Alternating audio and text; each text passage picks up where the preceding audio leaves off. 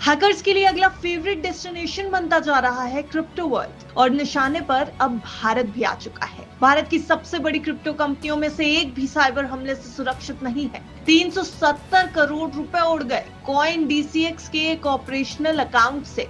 लेकिन सबसे बड़ा सवाल ये कि आपके फंड्स का क्या। 19 जुलाई 2025 को भारत की दूसरी सबसे बड़ी crypto currency exchange coin DCX पर एक बड़ा साइबर अटैक हुआ। इस हमले में कॉइन डीसीएक्स के एक इंटरनल ऑपरेशनल अकाउंट से लगभग 44.2 मिलियन डॉलर यानी करीब 370 करोड़ रुपए की भारी भरकम रकम चोरी हो गई। ये खाता कॉइन डीसीएक्स द्वारा एक पार्टनर एक्सचेंज पर लिक्विडिटी प्रोविजनिंग के लिए इस्तेमाल किया जाता था, यानी इस अकाउंट से ट्रेडिंग या ग्राहक फंड का कोई लेना देना नहीं था। फिर भी ये कंपनी के लिए एक बड़ा झटका माना जा रहा है। इस हमले की जानकारी सबसे पहले एथिकल हैकर ZatXBT ने क्रिप्टो कम्युनिटी में शेयर की।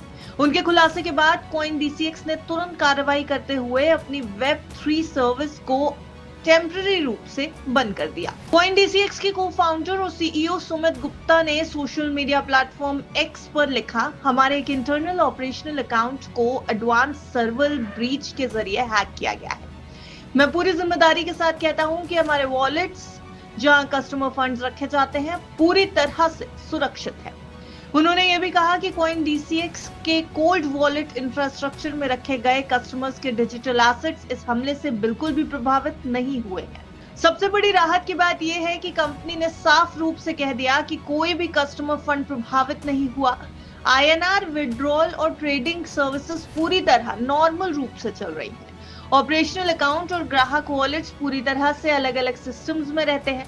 यही वजह है कि इस नुकसान की भरपाई कॉइन डीसीएक्स अपनी खुद की ट्रेजरी से करने जा रही है, यानी यूजर्स को कोई भी नुकसान नहीं होगा। अब इस इंसिडेंट के बाद कॉइन डीसीएक्स की इंटरनल सिक्योरिटी टीम साथ ही बाहरी साइबर सिक्योरिटी एक्सपर्ट्स मिलकर इस पूरे मामले की जांच भी कर रहे हैं। मकसद है हैकिंग की कमजोरी को खोजकर बंद करना, चोरी हुए फंड्स की ट्रेसिंग करना और आने वाले समय में ऐसे किसी भी खतरे से पूरी सुरक्षा सुनिश्चित करना।